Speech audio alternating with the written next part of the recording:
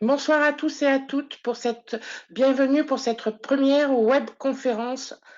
Merci à tous les participants et je remercie aussi le professeur May, Fabienne et Cédric pour leur organisation et notre partenaire institutionnel. Nous répondrons à vos questions à la fin de la conférence.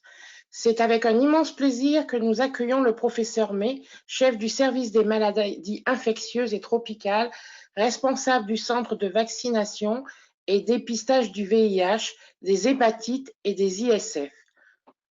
Nous allons vous faire un sondage et après, Monsieur May, je vous laisserai la parole. Bonne conférence à tous.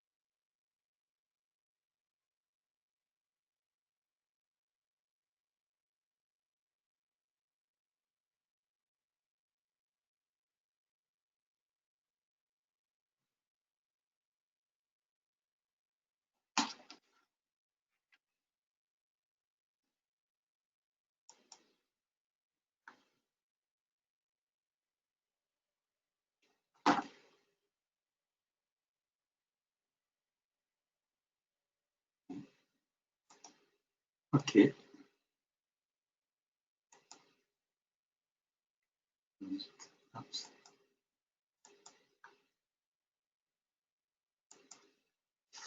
Donc bonsoir à tous. J'avoue que je n'ai pas vu les résultats du sondage.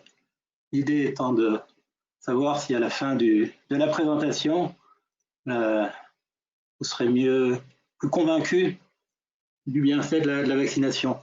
Mon topo ce soir a pour objet de vous présenter d'une manière générale les vaccins, de voir dans un premier temps ce que c'est que le vaccin, pourquoi en France on a eu ces dernières années une opposition, une réticence, une défiance vis-à-vis des vaccins, comment l'État a cherché à mieux s'organiser pour faire en sorte que les couvertures vaccinales soient plus performantes.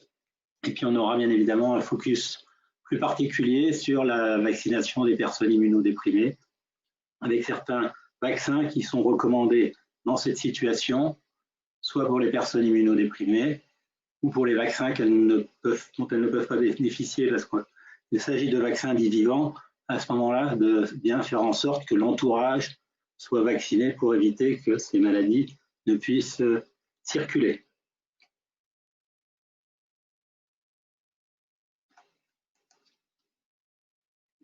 Donc, qu'est-ce qu'un vaccin? Un vaccin, c'est qu'on appelle un microbe qui a été dénaturé, qui a été rendu inactif, soit parce qu'on l'a chauffé, soit parce qu'on a rajouté des agents chimiques. Et cet agent infectieux inactivé, introduit dans un organisme, va générer de la part de l'organisme une réponse sous forme d'anticorps. Et en fait, ces anticorps vont être présents avant même que la maladie infectieuse ne soit rencontrée. Et ces anticorps vont éviter à ce moment-là que la maladie infectieuse ne puisse se développer. Je vaccine un nourrisson contre la coqueluche, il fabrique des anticorps contre la coqueluche, Et le jour où il serait en contact avec le germe de la coqueluche, à ce moment-là, il ne développera pas la maladie. Alors on le reverra, il y a des vaccins qui sont plus ou moins puissants, dont l'efficacité dans le temps est plus ou moins durable. Le vaccin contre le tétanos, par exemple, est un excellent vaccin, avec aujourd'hui des rappels seulement tous les 10 ou 20 ans, alors que d'autres vaccins nécessitent parfois des rappels plus rapprochés. Donc, la vaccination, c'est protéger la personne avant qu'elle ait été en contact pour la première fois avec telle ou telle maladie infectieuse. Alors, on dispose actuellement de nombreux vaccins. Cette liste n'est pas exhaustive. Je vous ai mis quelques pathologies qui peuvent générer des infections aiguës. La grippe, l'hépatite A, la polio, la diphtérie, la fièvre jaune, tétanos, pneumocoque, toutes les Hémophilus influenzae, pneumocoque, hémophilus, méningocoque, ce sont des bactéries qui vont donner notamment des méningites. Et puis vous avez également un vaccin contre la rougeole, contre la rubéole, contre les oreillons. Et donc ces vaccins vont protéger la personne pour éviter qu'elle ne développe la maladie. D'autres vaccins vont également avoir un bénéfice à long terme, en particulier pour certains virus qui ont ce qu'on appelle un pouvoir cancéreux ou oncogène, notamment le virus de l'hépatite B, qui peut évoluer vers la cirrhose. Parfois, cette cirrhose évolue vers un cancer du foie qu'on appelle un carcinome hépatocellulaire. Puis un autre vaccin dont on parle à l'heure actuelle, qui a encore défrayé l'actualité il y a 48 heures, puisque vous avez peut-être vu que la Haute Autorité de Santé allait recommander le vaccin HPV, donc les papillomavirus, une maladie sexuellement transmissible, qui peut donner chez la femme des cancers du col, chez l'homme des cancers de la marge anale, mais également des cancers de la sphère ORL. Et donc, ces HPV, il vaut mieux éviter effectivement d'être en contact avec ces virus, et ça protège à terme la survenue de certains cancers, notamment le cancer du col. Donc là, c'est un bénéfice plus tardif. Et quand on va vacciner l'hépatite B chez un nourrisson, en fait, c'est pour éviter qu'il ne se contamine par voie sexuelle ou sanguine 20 ans plus tard. Alors le vaccin, il y a une protection individuelle, mais il faut savoir également qu'il a une protection pour l'entourage. Si on vaccine une jeune femme contre la rubéole, c'est pour éviter qu'elle ne transmette la rubéole pendant sa grossesse au fœtus, donc pour éviter une rubéole congénitale. Et s'il y a une dizaine d'années, on ne vaccinait que les jeunes filles, on a pris conscience que si on voulait éviter que le virus de la rubéole ne circule largement, il fallait également vacciner les garçons, quand bien même la rubéole chez un garçon ne représente aucun danger. La rubéole est une maladie bénigne. Sa seule gravité, c'est la survenue chez une femme enceinte qui n'aurait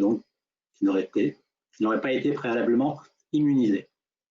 On vaccine également contre des maladies à transmission respiratoire, notamment la coqueluche, où c'est important que les parents et les frères et sœurs soient vaccinés pour éviter que les petits nourrissons, avant même la période où ils ont reçu leurs 3 doses, ne puissent être contaminés. Donc c'est ce qu'on appelle un effet barrière, un effet cocooning. Donc, on vaccine les parents, les grands frères, les grandes sœurs, les grands-parents, pour éviter la coqueluche chez les petits nourrissons, parce que c'est l'âge où la coqueluche peut être dramatique avec des quintes parfois asphyxiantes. Le vaccin contre les papillomavirus dont je viens de vous parler, effectivement, l'objectif, c'est de réduire la transmission de ce virus qui peut être oncogène, en sachant que plus la couverture vaccinale sera large, moins ces virus circuleront. D'où la recommandation récente de l'HAS de vacciner également les garçons. Donc l'objectif, c'est d'avoir une couverture la plus large possible. Et vous voyez sur le petit schéma à droite de l'écran, en rouge, si une maladie survient, par exemple la rougeole, dans une collectivité en bleu où personne n'est immunisé, la conséquence, si la maladie est contagieuse, que ce soit la rougeole ou la varicelle, à ce moment-là, la majorité des personnes en contact proche vont développer à leur tour la maladie. Si par contre, à l'autre bout du dessin, une majorité des personnes sont déjà immunisées, soit étant vaccinées, soit ayant déjà fait la maladie, si seulement 5% de ces personnes ne sont pas protégées, si arrive un cas de rougeole ou de varicelle, à ce moment-là, le nombre de cas secondaires sera beaucoup plus limité. Donc, plus la couverture est large, moins les maladies à transmission respiratoire ou sexuelle, par exemple, pourront disséminer parmi les personnes non immunisées, non protégées. Alors, ces personnes non protégées, par contre, risquent de faire la maladie plus tard que si elles l'avaient fait spontanément. On observe aujourd'hui, par exemple, des cas de rougeole chez des personnes de 30-35 ans qui n'ont jamais été vaccinées. Comme la maladie circule moins, ils n'avaient pas eu l'opportunité de la rencontrer. Donc, il y a moins de cas qu'avant, mais c'est un vieillissement des cas avec parfois des formes plus graves, parce que c'est plus ennuyeux de faire la rougeole à 35 ans que de la faire à 5 ans. L'idéal, c'est de ne jamais la faire. La rougeole est quand même une maladie qui n'est jamais tout à fait bénigne. On a toujours une forte fièvre, on peut convulser chez un enfant, des surinfections respiratoires. C'est une maladie qui est quand même potentiellement sévère. Il y a encore eu des décès ces 2 dernières années en France des suites de la rougeole. Donc la vaccination, c'est un grand succès de la médecine. La variole est la seule maladie qu'on a réussi à faire disparaître de la planète. Fin des années 70, le dernier cas de variole a été recensé en Éthiopie et depuis 78, aucun cas de variole n'a plus été diagnostiqué. C'était un virus dont le réservoir était strictement humain. Donc aujourd'hui, on a arrêté de vacciner la population contre la variole.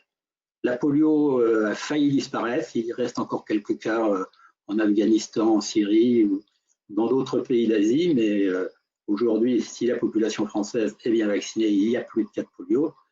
Le tétanos, c'est une maladie qui s'attrape en contact avec un germe qui est dans la terre, quand on se blesse par exemple. Là, c'est une protection individuelle, ce n'est pas une maladie contagieuse. Et grâce à la vaccination qui s'est généralisée du tétanos, le nombre de cas de tétanos en France est devenu infime avec seulement 10 à 15 cas par an, essentiellement chez les personnes âgées qui n'ont jamais fait leur rappel. Alors, par contre, la vaccination a toujours induit une certaine réticence au sein d'une partie de la population. Certains ont peur de la piqûre, ils ont peur également qu'on leur inocule un corps étranger qui pourrait leur susciter des effets secondaires. C'est imposé par l'État, il y a une législation, il y a des laboratoires qui font de la promotion, donc il y a un doute qui s'est installé dans une partie de la population sur le fait de savoir si les laboratoires ne voulaient pas faire du bénéfice sur le dos de la population avec des vaccins qui ne seraient peut-être pas une nécessité. Ceci a été entretenu par des réseaux d'anti-vaccinaux, sachant qu'en plus, ce qui est compliqué, c'est d'apprécier l'efficacité du vaccin. Si je suis vacciné contre la rougeole, rien ne me dit qu'en absence de vaccin, je n'aurais pas fait la maladie. Donc on ne peut jamais savoir à titre individuel si le vaccin a été ou non bénéfique. C'est effectivement au niveau collectif, en surveillant le nombre de cas, en voyant leur réduction, qu'on s'aperçoit que la vaccination est utile. Donc finalement, depuis le début, depuis Jenner et la vaccination contre la variole, il y a, on va dire, ceux qui défendent l'idée d'une vaccination ayant un bénéfice médical, et puis ceux qui laissent au contraire plutôt la maladie survenir en disant « vaut mieux laisser faire la nature, je serai probablement mieux protégé », ce qui est d'ailleurs faux. Donc la France, malheureusement, est le pays qui est le plus défiant au monde vis-à-vis de la vaccination. Une enquête faite il y a 3 ans a montré que 40% des Français doutaient de l'efficacité et de la sécurité des vaccins. Vous voyez sur la carte, la France est le pays le plus foncé. 3 fois plus d'hésitation, par exemple, en France qu'aux États-Unis ou au Canada.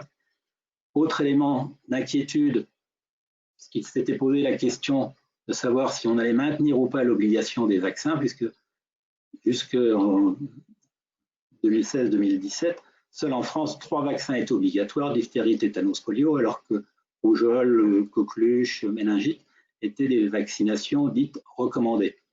Donc, l'idée au départ était de se dire qu'il faudrait peut-être responsabiliser toute la population et basculer du côté recommandé, comme dans certains pays de Scandinavie où l'obligation n'existe pas, mais là la population est responsable et la couverture vaccinale est supérieure à 95%. Par contre, en France, si on posait la question aux médecins de savoir si tous les vaccins devenaient recommandés, à ce moment-là, ils expliquaient qu'ils n'auraient pas le temps de dialoguer avec leurs patients, que vu les files d'attente qu'il y avait dans leur consultation, ils ne seraient pas suffisamment motivés, ils ne passeraient pas suffisamment de temps pour pousser à la vaccination. Sachant qu'en France, il est bien démontré que c'est la motivation du médecin qui est l'élément le plus important sur le fait que leurs patients soient ou non vaccinés. Si on a des médecins homéopathes, on risque d'avoir des médecins qui vont moins motiver leurs patients. Et puis, autre élément inquiétant, un sondage avait été fait chez des futurs parents. Quand on leur posait également la question de savoir s'ils vaccineraient ou non leurs enfants, si le vaccin diphtérie, tétanos, polio devenait recommandé et non plus obligatoire, à ce moment-là, plus de 20 à 25% répondaient qu'ils ne vaccineraient pas leurs enfants. Donc, la couverture vaccinale n'était déjà pas très bonne, et donc on risquait d'avoir un effondrement supplémentaire de la protection et une réapparition de maladies comme la diphtérie, par exemple, qui a quasiment, grâce à la vaccination, disparu en France. Alors la défiance est multifactorielle, une perte de confiance vis-à-vis des autorités sanitaires, notamment la gestion de l'épidémie H1N1 il y a une dizaine d'années a généré de la défiance vis-à-vis des autorités. La vaccination victime de son succès, je vous en ai parlé, c'est le fait de savoir que comme les maladies, certaines ont disparu, finalement, on n'en est plus inquiet aujourd'hui, plus personne ne se préoccupe en France de la diphtérie ou de la polio parce que c'est des maladies qu'on ne rencontre plus. Sauf qu'il faut prendre conscience que si on arrêtait de vacciner, ces maladies vont réapparaître. Il y a une crainte qui est largement diffusée aussi par les réseaux sociaux sur les adjuvants, notamment l'aluminium, auquel s'est associé un doute il y a une vingtaine d'années sur l'association sclérose en plaques hépatite B, qui à l'époque a été pas très bien gérée par le ministre de la Santé, Bernard Kouchner, qui fait que quand bien même aucun lien n'ayant jamais été démontré, là encore, le doute a persisté dans l'esprit d'une partie de la population. Et ce doute qui existait sur le vaccin de l'hépatite B s'est prolongé ces dernières années sur le vaccin HPV. Peut-être que certains ont joué sur la proximité des lettres entre ces deux vaccins. Il faut savoir que toutes les études qui ont été faites sur les adjuvants, notamment l'aluminium, n'ont démontré aucune toxicité. Donc on peut être complètement rassuré. L'aluminium qui est utilisé depuis presque une centaine d'années n'a jamais induit de complications. Et le seul pays, là aussi, où il y a une polémique, c'est la France. Pour le reste, personne ne remet en doute l'intérêt de l'aluminium. Et ces adjuvants permettent de renforcer l'efficacité du vaccin. Donc il y avait la juxtaposition des deux systèmes dont on a parlé, obligatoire, recommandé, avec de manière paradoxale, finalement, ces vaccins recommandés, rougeole, méningite, coqueluche, qui avaient plus d'implication en termes de santé publique que les vaccins obligatoires. Il y a plus de rougeole, de coqueluche qu'on a de diphtérie ou de tétanos. Et on risque plus de mourir de la coqueluche, qui n'était pas un vaccin obligatoire, que la diphtérie. Les médecins qui n'ont pas suffisamment le temps, qui n'ont pas été forcément suffisamment bien formés pendant leurs études, qui doivent parfois motiver leurs patients, et ça, voilà, c'est chronophage. Et puis donc ce souhait également d'une partie de la population de décider par elle-même si elle va se faire vacciner, elle ou sa progéniture. Il y a également eu quelques politiques qui ont relayé ces doutes sur la vaccination. Là, je vous ai mis une diapositive, une photo d'une députée écologiste, députée européenne, qui a été très virulente contre l'aluminium et qui avait demandé un moratoire il y a quelques années sur l'ensemble des vaccins contenant de l'aluminium. Et si demain on arrête de produire en France des vaccins contenant de l'aluminium, c'est 90% des vaccins qui ne seraient plus disponibles. Donc aujourd'hui, on n'a pas le choix. Il faut continuer à utiliser des vaccins avec l'aluminium en sachant que ces adjuvants, je vous l'ai dit, n'ont jamais démontré leur moindre risque toxique. Alors d'autres éléments qui ont suscité une crainte, il y a eu un certain nombre de ruptures d'approvisionnement. Beaucoup de vaccins ont fait défaut dans les pharmacies. Ce n'est pas toujours facile d'avoir accès aux vaccins. Il faut aller voir son médecin, il faut repartir voir le pharmacien, il faut retourner voir le médecin. Il faut ne pas oublier de mettre entre-temps le vaccin dans le frigidaire. Ça, c'est assez compliqué. On fait qu'il y a du déchet pendant ce parcours vaccinal complexe. Le vaccin, une fois qu'il est fait, normalement figure sur le carnet de santé, mais une fois qu'on arrive à l'âge adulte, une fois sur deux, le carnet de santé a disparu. Et puis certains vaccins, même s'ils n'ont que, quand ils sont inscrits au calendrier vaccinal, ils sont pris en charge à 65% par l'assurance maladie, mais pour les 35% restants, si on n'a pas de couverture de mutuelle, à ce moment-là, c'est à la charge de la famille. Et le vaccin HPV qui vaut plus de 100 €, en effet, des familles qui sont socialement un peu défavorisées, qui n'ont pas de couverture de mutuelle, ben, ça finit par engendrer des surcoûts non négligeables. La crise H1N1 dont on a parlé, le fait que même si on n'a jamais démontré de lien entre sclérose en plaques et vaccination contre l'hépatite B, certains juges ont, dans le doute, indemnisé les personnes qui auraient été atteintes. Ça a été médiatisé largement. Un discours très négatif qui a dominé ces dernières années sur les réseaux sociaux. Et il y a 2-3 ans, quand on tapait par exemple vaccin HPV sur Internet, on voyait apparaître en premier que des sites anti-vaccinaux. Les autorités sanitaires qui étaient relativement prudentes, en retrait, les ministres de la Santé qui se sont succédés ayant eu peur éventuellement qu'un jour, comme pour l'affaire du sang contaminé, on puisse leur reprocher d'avoir mis en place des vaccins qui auraient eu une certaine toxicité. Et donc, il a fallu, par exemple, attendre un certain nombre d'années pour que le vaccin hépatite B soit proposé chez le nourrisson. Et puis, une culture de la prévention qui est plus répandue en France. La médecine préventive, ce n'est pas forcément le fort des Français. Donc, il y a 2 ans et demi, pour essayer d'améliorer cette couverture vaccinale, Marisol Touraine avait demandé à un comité de concertation de faire des propositions. Je vous ai résumé les propositions qui ont été faites par ce comité de concertation. Un engagement ferme de l'État et des autorités sanitaires dans la durée, ce qui n'était pas le cas jusque-là. Une exigence citoyenne de transparence, notamment des experts qui gravitent dans les commissions pour qu'on sache exactement quels sont leurs liens d'intérêt avec tel ou tel laboratoire, d'avoir un site web ouvert à la population qui soit mis en place par le ministère de la Santé et qui soit le site qui apparaisse en premier sur Internet. Également une meilleure formation des médecins scolaires et éventuellement la possibilité peut-être de vacciner à nouveau à l'école. Travailler sur la simplification du parcours vaccinal, avec en particulier cette année l'accès généralisé pour les pharmaciens qui ont fait une formation de pouvoir vacciner contre la grippe. Et il n'est pas impossible dans les années qui viennent que d'autres vaccins soient potentiellement proposés directement par les pharmaciens sans qu'on ait à retourner voir son médecin, notamment pour certains rappels. Alors là aussi, ça a pu susciter certains débats. Il peut y avoir une concurrence, entre guillemets, entre médecins, infirmiers ou sages-femmes qui jusque-là pouvaient vacciner, et puis maintenant les pharmaciens. Et puis, je vous ai parlé tout à l'heure du carnet de santé papier, qui est un peu désuet, donc il est demandé à ce qu'il y ait un calendrier électronique qui soit disponible. Là encore, aujourd'hui, l'État ne s'est toujours pas positionné pour diffuser largement un calendrier de vaccination électronique. Il y a un site qui s'appelle Vaccination Info Service, on va le voir, qui permet quand même de pouvoir mettre ces vaccins sur Internet. Donc là, c'est le site Vaccination Info Service que vous pouvez aller consulter. C'est le site mis en place par le ministère de la Santé en partenariat avec la Santé publique France, qui gère un petit peu toute la partie épidémiologique, où vous retrouvez tout un tas d'informations.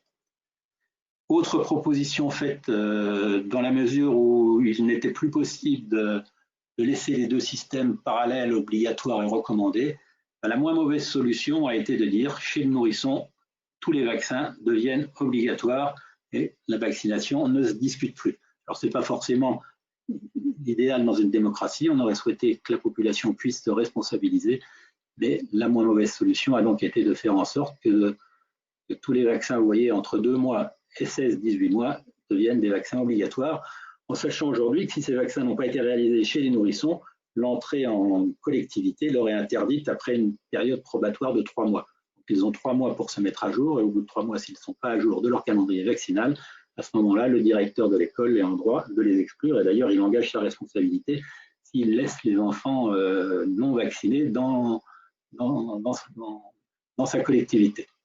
Renforcer la formation des professionnels de santé, renforcer également la recherche, sachant qu'en ce qui concerne les personnes immunodéprimées, vous avez un groupe Avenir pour lequel vous avez travailler en partenariat notamment avec la Société de pathologie infectieuse de langue française. Je pense que la plupart d'entre vous ont vu passer ces propositions il y a quelques années. Je vais donc passer assez vite.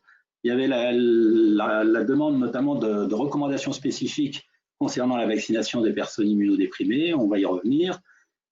Savoir qu'effectivement, les taux de couverture vaccinale n'étaient pas très bons. 59% contre la grippe, 49% contre le pneumocoque. On va détailler ces vaccins un petit peu plus tard.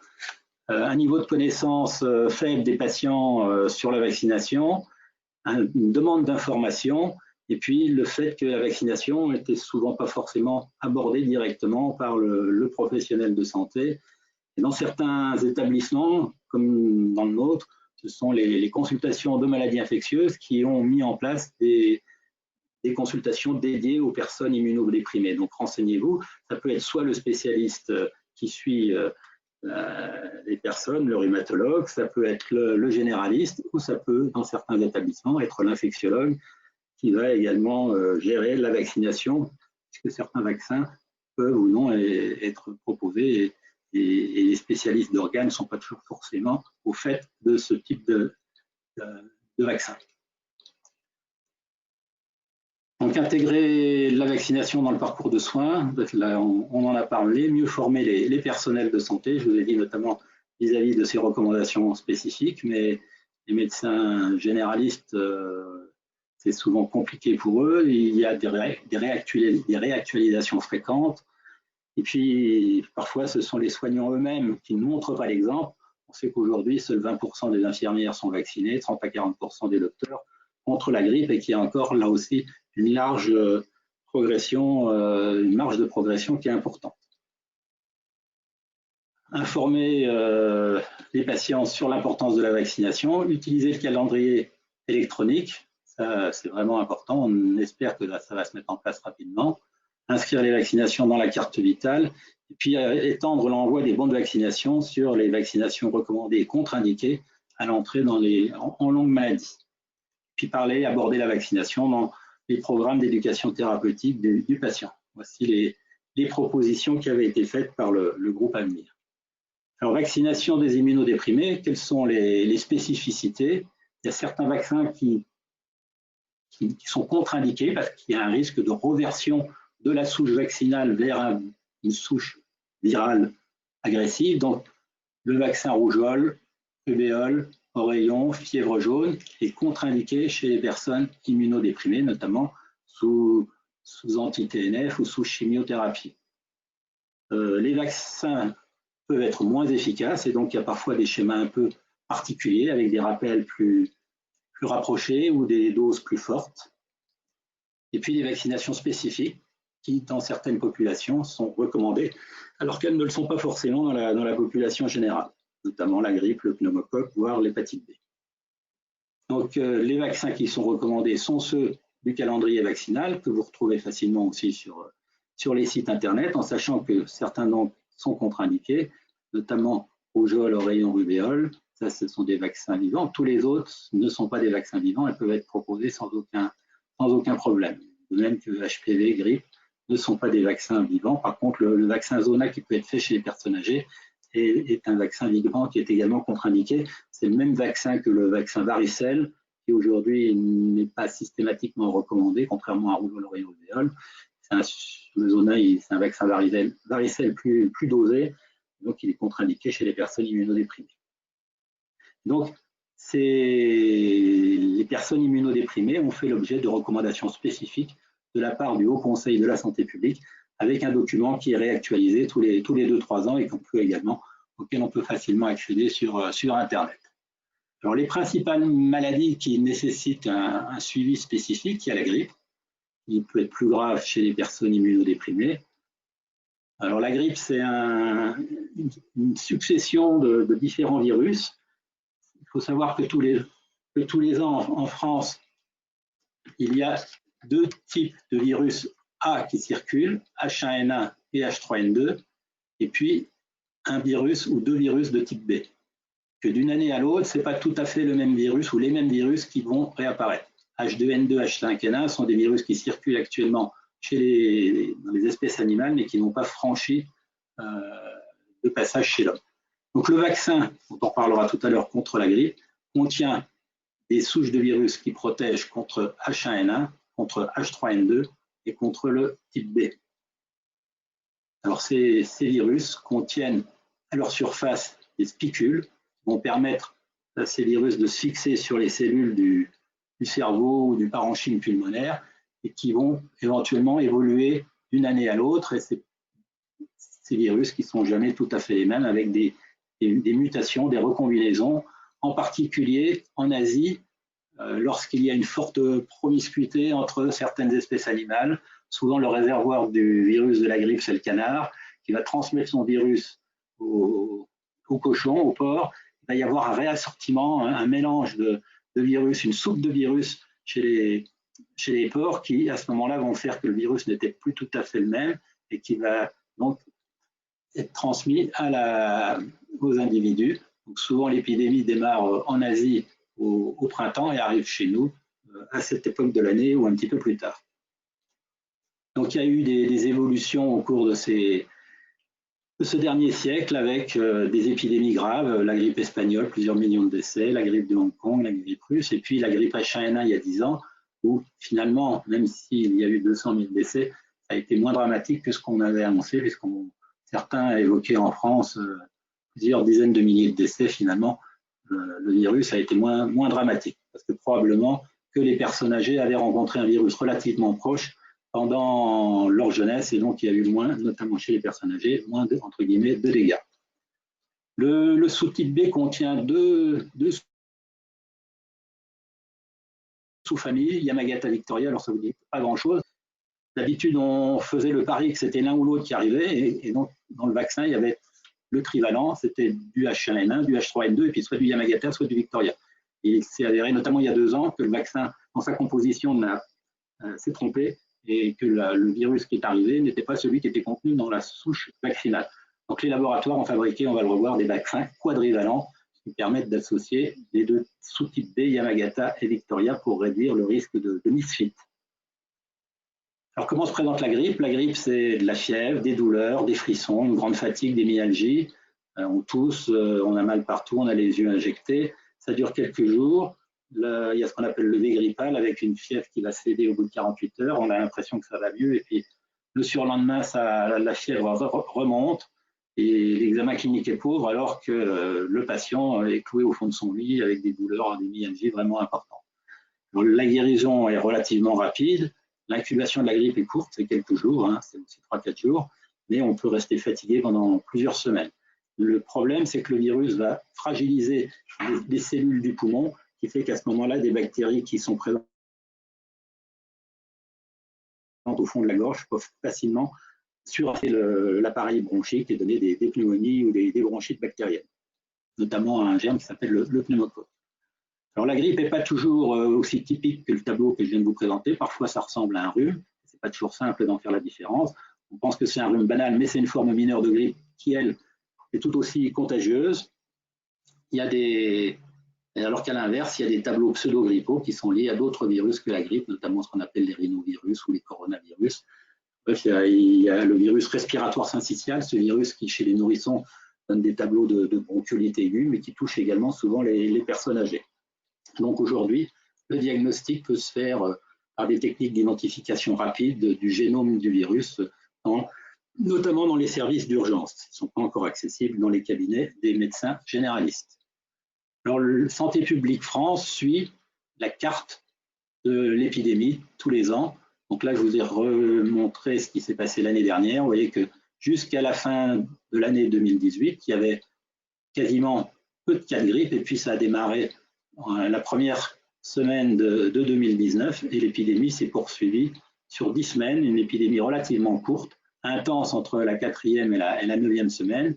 Et malgré le fait qu'il ait duré relativement peu de temps, le virus l'année dernière était particulièrement agressif, avec une protection du vaccin qui n'était pas excellente. Donc la grippe touche tous les ans 3 à 8% de la population. On estime que ça fait 2 millions de personnes et plus qui vont être malades tous les ans, que l'épidémie survient. Alors on ne peut jamais savoir quand est-ce qu'elle va démarrer. Là, en France, actuellement, la carte, si vous allez sur le site de Santé publique France, l'effet Sayer, la carte est toujours verte. Donc, il n'y a encore pas de grippe qui a démarré. Probablement que le réchauffement de la planète contribue également au recul de la grippe dans le calendrier et que d'une année à l'autre, la grippe a plutôt tendance à survenir janvier-février qu'en décembre. C'est pas plus mal actuel vu les difficultés personnelles dans les hôpitaux. Si la grippe arrivait en plein Noël, ça poserait des problèmes supplémentaires d'organisation et de prise en charge. C'est déjà suffisamment compliqué comme cela. Donc la grippe peut se compliquer. Je vous ai parlé des surinfections respiratoires. Il peut y avoir également des défaillances cardiaques, notamment chez des personnes âgées qui étaient déjà atteintes d'une insuffisance cardiaque et le virus de la grippe va aggraver cette insuffisance cardiaque. Il y a parfois des complications neurologiques avec le passage du virus au niveau du cerveau, au niveau des nerfs périphériques avec des paralysies qui peuvent s'installer. Et puis un risque également, si une femme enceinte fait la grippe, que le virus entraîne un accouchement prématuré avec également des risques de décompensation respiratoire chez la maman, donc une gravité à la fois chez la mère, femme enceinte, et puis chez le bébé qui risque de naître prématuré. Donc la grippe va entraîner en fait une mortalité importante. On estime tous les ans qu'il y a environ 10 000 cas supplémentaires, de 10 à 13 000 cas de décès attribuables à la grippe. C'est la seule maladie dont on peut percevoir sur le nombre de décès tout au long de l'année l'augmentation. Quand il y a un pic qui survient, c'est l'épidémie de grippe qui s'est manifestée. Il n'y a pas d'autres maladies générales, maladies infectieuses ou autres, qui entraînent. Voilà, il y a eu la canicule qui il y a quelques années a eu ce type également d'augmentation brutale de la mortalité, mais la grippe, ça se répète tous les ans. Et c'est en moyenne, vous voyez les chiffres, plus de environ 13-15 000 personnes qui meurent de la grippe ou de sa surinfection. Alors, le vaccin existe, il n'est pas d'une protection absolue. Vous voyez que vous avez le pourcentage de personnes vaccinées parmi les cas graves de grippe. Finalement, il y a quand même presque 30 à 35% des personnes qui ont fait les formes graves de grippe qui étaient vaccinées. D'un autre côté, il faut se dire que si elles n'avaient pas été vaccinées, elles auraient eu plus de risques de faire des formes graves.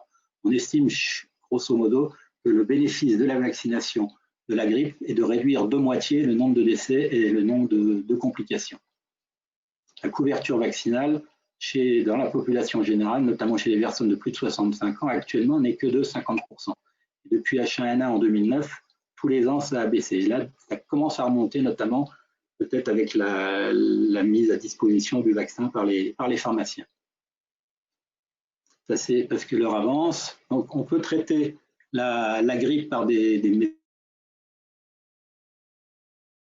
médicaments curatifs qui ont une efficacité limitée, notamment le Tamiflu, dont vous avez tous entendu parler, en sachant que ce traitement sous forme de comprimés, ou éventuellement un autre traitement qui est moins utilisé sous forme d'aérosol dans le nez, ne sont efficaces que si on démarre le traitement dans les 2 jours qui suivent les premiers symptômes. Au-delà, ça n'a plus d'efficacité de montrer. Par contre, si on le donne à titre préventif, ça peut marcher. En fait, c'est la vaccination qui reste quand même, dans un premier temps, le traitement préventif le plus important. Alors, qui doit être vacciné contre la grippe? Toute personne âgée de plus de 65 ans, les femmes enceintes, on en a parlé parce que maintenant, quel que soit le trimestre de la grossesse, si l'épidémie de grippe arrivait dans les semaines à venir, il faudrait que les femmes enceintes se fassent vacciner. Mais là encore, il y a une mauvaise connaissance de cette recommandation, tant par les médecins que par les femmes elles-mêmes et la couverture vaccinale des femmes enceintes qui ont un peu peur de la vaccination, alors qu'en fait, elle ne représente aucun risque malgré la grossesse. Et donc, c'est pour éviter les formes graves dont on a parlé. Et puis, vous avez toutes les pathologies respiratoires chroniques, les pathologies cardiaques chroniques, les pathologies neurologiques ou rénales chroniques, et puis toute une liste de déficits immunitaires qui justifient notamment maladies inflammatoires et ou auto-immunes recevant un traitement immunosuppresseur, notamment anti-TNF, qui justifie la vaccination contre la grippe, sachant que cette vaccination doit être faite tous les ans. Il y a également les personnes atteintes de maladies du foie, et puis d'autres auxquelles on ne pense pas toujours, mais qui font également des formes plus graves, c'est les personnes en surcharge pondérale qui devraient être vaccinées. Et puis l'entourage des nourrissons, on ne vaccine pas les nourrissons de moins de 6 mois, des nourrissons fragiles, des anciens prématurés. Mais là encore, il y a cet effet barrière, cet effet cocooning. Il faut vacciner les frères et sœurs ou les parents pour que ces petits nourrissons fragiles ne fassent la grippe. Alors, les traitements homéopathiques n'ont jamais démontré leur efficacité. Certains y croient, mais là encore, aucune étude n'a démontré le moindre bénéfice de ces traitements comme l'oxylococcinum, qui ne peuvent pas se prévaloir de l'Agence nationale de santé médicale l'a rappelé, de vaccins homéopathiques. Insister sur les mesures de prévention, se laver les mains, se couvrir le nez, la bouche quand on tousse, se moucher dans un mouchoir à usage unique, porter un masque quand on est malade pour éviter de contaminer d'autres personnes. Donc là encore, il y a des documents qui circulent, qui sont disponibles chez le pharmacien et qui sont souvent présents dans les salles d'attente des médecins. C'est souvent dans la salle d'attente du médecin qu'on risque d'attraper la grippe.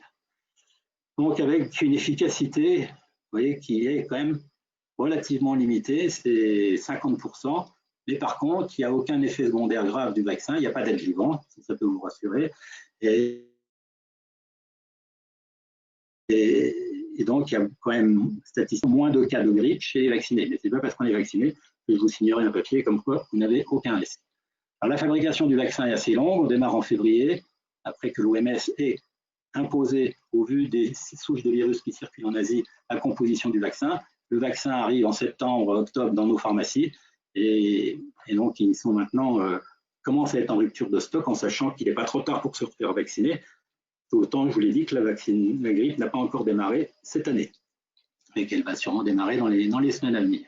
Donc, une couverture vaccinale l'année dernière qui a été aux alentours de 47%, un petit peu moins mauvaise que l'année d'avant, et puis une efficacité l'année dernière du vaccin de 47% général, avec en particulier seulement une efficacité de 33%, ce qui n'est pas excellent contre le virus H3N2. En fait, l'année dernière, de manière curieuse, cette année qui vient de s'écouler, il n'y a eu que du virus H1N1 et du virus H3N2. Il n'y a eu aucun virus de souche B, Yamagata ou Victoria, qui n'a circulé en France. Alors que l'année d'avant, ça avait été le cas et c'est celui-là qui avait fait le plus de dégâts. Donc vous voyez que c'est un virus assez imprévisible, on ne sait jamais à l'avance laquelle des souches va prédominer et va se révéler la plus grave. Donc le vaccin qui est disponible maintenant en pharmacie n'est pas le même que celui qui était disponible l'année d'avant. Donc on verra si le pari va être gagné dans les semaines à venir. Donc il y a un nouveau vaccin H1N1, un nouveau vaccin H3N2, le même Victoria et Yamagata que l'année dernière, qui lui n'avait pas circulé. Donc c'est pas parce qu'on a été vacciné l'année dernière qu'il ne faut pas se revacciner. Au contraire, vous voyez, le virus vaccinal, les souches vaccinales sont différentes. On ne sait pas si c'est celles-là qui vont circuler.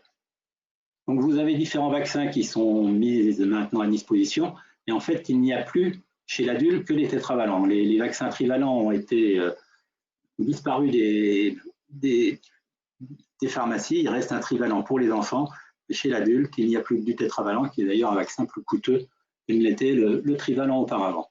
Alors on peut être vacciné en même temps par la grippe et par d'autres vaccins comme le tétanos ou le pneumocoque, sachant qu'il faut faire des injections dans deux épaules différentes. Et ça peut entraîner un peu plus de réactions. Alors les effets du vaccin contre la grippe sont des effets attendus. C'est des effets locaux qui sont assez fréquents, douleurs, inflammation, parfois des douleurs musculaires, des risques de réactions allergiques, notamment si on est allergique au blanc d'œuf ou à certains antibiotiques c'est vraiment exceptionnel. Et là encore, il est demandé à ce que le médecin ou le pharmacien qui vaccine contre la grippe ait à proximité une ampoule d'adrénaline pour pouvoir faire l'injection si jamais la personne développait une réaction allergique grave, avec par exemple un œdème de Quink, une personne qui a tendance à s'asphyxier au niveau de la gorge, mais c'est quand même tout à fait exceptionnel. Alors, je vous parlais tout à l'heure du site de carnet électronique. Il y a un site privé qui existe, c'est mesvaccins.net. Là, vous pouvez déjà aller inscrire vos vaccins. C'est réservé à la fois aux personnes individuelles et un accès spécifique pour les professionnels de santé.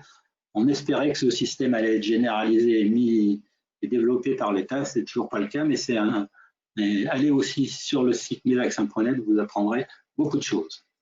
Deuxième pathologie plus sévère chez les personnes immunodéprimées, une bactérie qui vient souvent surinfecter une grippe. Cette bactérie s'appelle le pneumocoque, qui va donner des images de foyer pulmonaire à la radio, ce qu'on appelle une pneumonie à pneumocoque. Alors, le pneumocoque et un germe assez virulent. Chez le nourrisson, ça donne des otites, chez l'adulte, ça donne des pneumonies, et puis ça peut donner également chez l'enfant ou chez l'adulte des méningites. Donc il y a un vaccin qui a été disponible chez l'enfant, et on va voir que maintenant ce vaccin est également proposé aux adultes. Alors les agents responsables de méningite, je ne vais pas insister, mais vous voyez que le germe le plus fréquemment en cause dans les méningites, c'est le pneumocoque, loin devant méningocoque, hémophilus, listeria ou streptocoque. Que les formes graves de pneumocoque surviennent plutôt chez les personnes après 50-60 ans. Il faut dire que les nourrissons, à partir de l'âge de 1 an, sont protégés, et donc ils ont eu le vaccin antipneumococcique, ne sont pas encore protégés, les nourrissons avant l'âge de 1 an, puisque la vaccination n'est pas encore complètement efficace.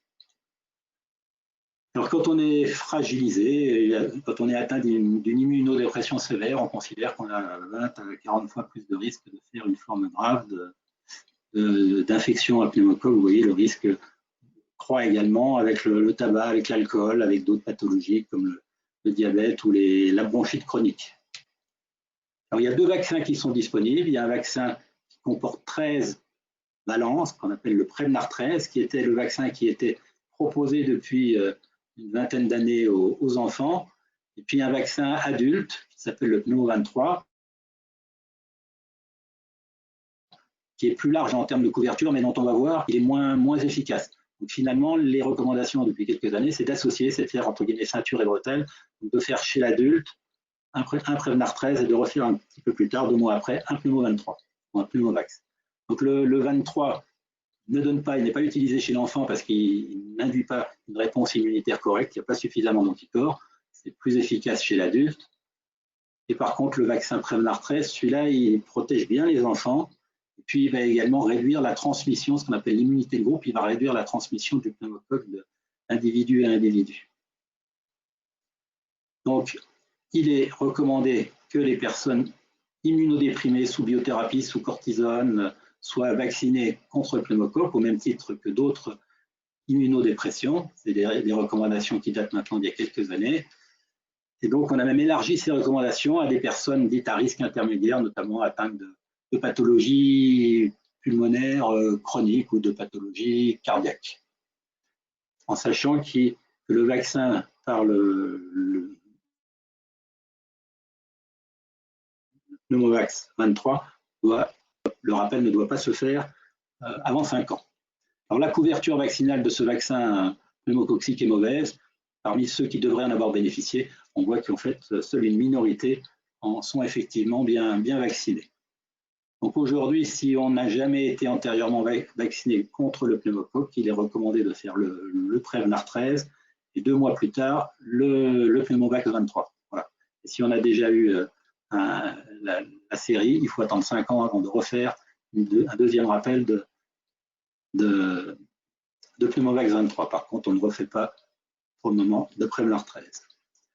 Donc il y a d'autres vaccins qui sont également recommandés, qu'on peut retrouver dans les recommandations du Haut Conseil de la santé publique, en particulier l'entourage des personnes fragiles. Je vous ai parlé tout à l'heure de la varicelle ou de la rougeole. Les personnes immunodéprimées ne peuvent pas être vaccinées, donc il faut penser, si elles n'ont jamais fait la maladie, à vacciner leur entourage. La coqueluche également, qui doit être recommandée parce que la réponse vaccinale n'est pas forcément très bonne chez les personnes immunodéprimées. Le vaccin coqueluche adulte n'est pas un excellent vaccin, là aussi, en termes de durabilité. On a un nouveau vaccin acellulaire qui est mieux toléré que le vaccin qu'on utilisait autrefois, qui est un vaccin entier, qui donnait de la fièvre, qui donnait des effets secondaires, mais qui protégeait mieux. Alors, si on n'est pas encore sous traitement immunosuppresseur, il est possible de vacciner 4 semaines avant, d'instaurer, donc là c'est à discuter avec son médecin spécialiste pour discuter de l'intérêt de certains vaccins avant que de démarrer le traitement immunosuppresseur. Et de l'autre côté, une fois que le traitement immunosuppresseur est arrêté, comme les biothérapies, il faut attendre au moins 3 mois et pour certaines molécules comme le rituximab, attendre 6 mois avant de faire des vaccinations de virus vivants, rougeole, orion, rubéole, fièvre jaune. La fièvre jaune est recommandée pour les voyages en Afrique ou les voyages en Amazonie. Pas de fièvre jaune en Asie. Autre recommandation spécifique aux personnes immunodéprimées, le rappel diphtérie, tétanos, polio. Actuellement, il est de 20 ans chez les personnes immunocompétentes. Chez les personnes immunodéprimées, on a laissé le rappel à tous les 10 ans, comme c'était le cas auparavant pour toute la population. Pensez également à vacciner contre le méningocoque, qui fait partie maintenant des recommandations vaccins obligatoires de nourrissons, mais pour lequel on souhaite vacciner jusqu'à 24 ans pour que les parents ne puissent pas transmettre le germe à leur petit bébé. Et puis le papillomavirus avec un nouveau vaccin, un Gardasil 9, qui est maintenant disponible pour les filles et pour lequel l'HAS a demandé il y a 48 heures une extension à tous les garçons. Il faut maintenant que la ministre sorte son carnet de chèques pour généraliser cette vaccination aux filles et aux garçons. Il y a d'autres vaccins sur lesquels je vais passer rapidement, hépatite A, hépatite B, dans certaines situations où une méningite quadrivalente, on utilise par exemple pour les personnes qui vont aller en Afrique au pèlerinage de la Mecque, pour certains types de déficits immunitaires, asplénie ou mais pas les anti-TNF. Voilà, j'ai fait une présentation un petit peu générale. J'espère que ça n'a pas été trop rapide. Et puis, je vous souhaite un joyeux Noël et d'éviter d'attraper la grippe à la rentrée.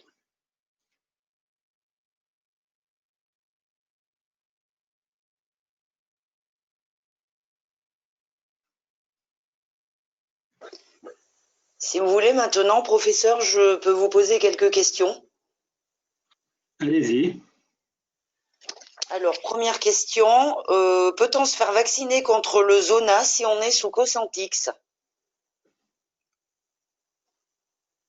Pardon, sous Cosentyx. C'est quoi le Cosentyx?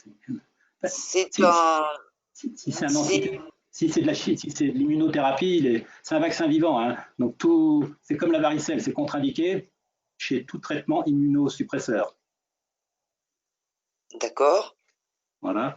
Donc, en sachant que le vaccin aujourd'hui, qui s'appelle le Zostavax, c'est un vaccin vivant et qu'on attend dans peut-être l'année prochaine ou dans 2 ans ou plus tard un nouveau vaccin contre le zona, le Shingrix, qui lui serait un vaccin qui ne serait pas vivant, qui pourrait peut-être être proposé chez les personnes immunodéprimées.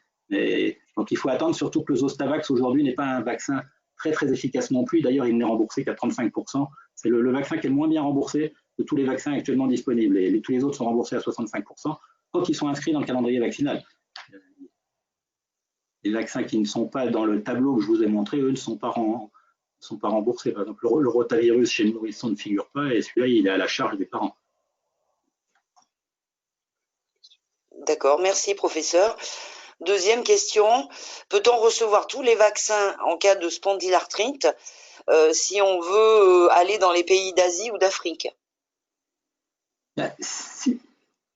Le seul vaccin qui pose problème, c'est la fièvre jaune.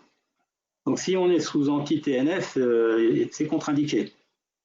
Après, il y a une liste de pays, il n'y a pas de la fièvre jaune partout, il y a une carte. Mais c'est sûr que si on veut aller au Sénégal ou à Zanzibar ou en Afrique intertropicale, là, il y a de la fièvre jaune. Alors après, on peut se faire un certificat de contre-indication. Il faut tomber sur un douanier un peu complaisant. Il faut peut-être mettre un petit billet de 10 € dans le passeport. Mais il vaut mieux éviter à ce moment-là d'aller. C'est quand même des virus qui circulent plutôt en forêt. Il n'y a pas de fièvre jaune en ville, mais voilà. Et sinon, il y a de la fièvre jaune au Brésil, il y en a en Amazonie, et il n'y a pas de fièvre jaune en Asie. Les autres vaccins, comme l'hépatite A, l'hépatite B, la typhoïde ou la rage, ne sont pas contre-indiqués chez les personnes immunodéprimées. La rage, par exemple, c'est un vaccin qui est recommandé à titre préventif pour des séjours de longue durée. Si on part 6 mois à faire le tour du monde, ça permet éventuellement, quand on va au fin fond du Népal, de l'Inde, si on est mordu par un animal errant, d'éviter de développer la maladie. L'hépatite A, c'est une maladie qui se transmet par un virus qui est présent dans l'eau, contaminé, souillé. Là, il n'y a pas de contre-indication à vacciner les immunodéprimés. L'hépatite B, ça se transmet par voie sexuelle ou par voie sanguine. Si on se fait de l'acupuncture, des tatouages ou sinon lors de relations sexuelles non protégées, donc là, il vaut mieux se faire vacciner. Pour quelqu'un qui partirait pendant plusieurs années en coopération, il n'y a pas de contre-indication. Le seul qui se discute, c'est la fièvre jaune. D'accord, j'espère que ça aura bien répondu à la question d'un participant. Troisième question, enfin deux dans une en fait. Y a-t-il un rapport entre vaccination contre l'hépatite B et l'apparition d'une polyarthrite rhumatoïde et ou spondylarthrite ankylosante? Non. Non, le vaccin contre l'hépatite B, toutes les études qui ont été faites n'ont pas démontré qu'il y avait de lien entre maladie auto-immune et hépatite B. Ce qui s'est passé avec la sclérose en plaques il y a 20 ans, c'est qu'à l'époque, le ministre de la Santé, qui était Douste Blazy, avait incité à vacciner l'ensemble de la population des adultes jeunes contre l'hépatite B. Et c'est malheureusement l'âge auquel survient certaines maladies auto-immunes. Donc si on vaccine 2 millions de personnes contre l'hépatite B, il y en a forcément parmi elles un certain nombre qui vont développer dans les semaines ou les mois qui suivent une sclérose en plaques, une spondylarthrite ankylosante. Et donc ça avait été initié par Douste Blazy. Et quand Kouchner a pris connaissance de survenue de ces maladies auto-immunes, il n'a pas forcément bien géré, puisque du jour au lendemain, il a décrété qu'on arrêtait de vacciner, notamment aussi dans les écoles, puisque c'est la période où on avait proposé aux enfants d'être vaccinés en 6e, en sachant que par la suite, toutes les études ont démontré qu'il n'y avait aucun lien statistique entre maladie auto-immune et vaccin contre l'hépatite B. Pour éviter toute coïncidence, maintenant, on a inscrit, on a inscrit la vaccination contre l'hépatite B dans le calendrier vaccinal des nourrissons. C'est l'âge où, de toute façon, là, il n'y aura pas de maladie auto-immune. Et on ne préconise le vaccin contre l'hépatite B chez les jeunes adultes uniquement dans les populations à risque. Donc, toxicomanes, patients ayant des partenaires sexuels multiples, personnes partant en coopération pendant plusieurs années. Mais il n'est pas recommandé aujourd'hui de vacciner la population générale de 20-25 ans contre l'hépatite B. Ce n'est pas parce qu'on a peur, mais c'est pour éviter un risque de coïncidence qui nuirait à nouveau à l'image du vaccin. Très bien. Pour l'instant, je n'ai plus d'autres questions.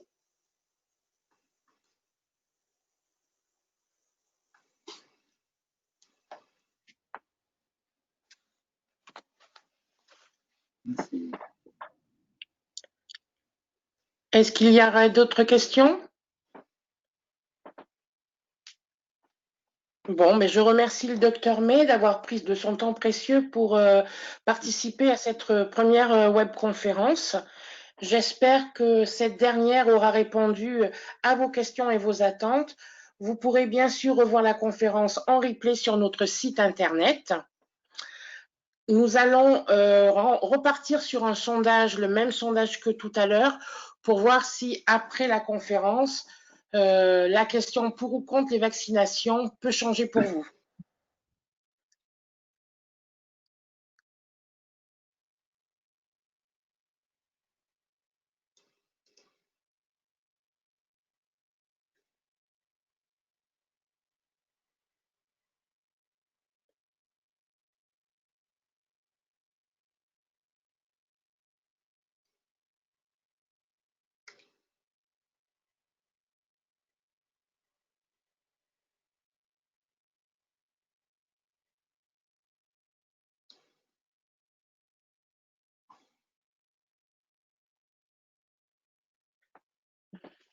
Je suis très heureuse de vous souhaiter au nom de l'AFS de bonnes fêtes de fin d'année. Merci à tous. Une nouvelle conférence se tiendra en janvier. Bonne fête à tous.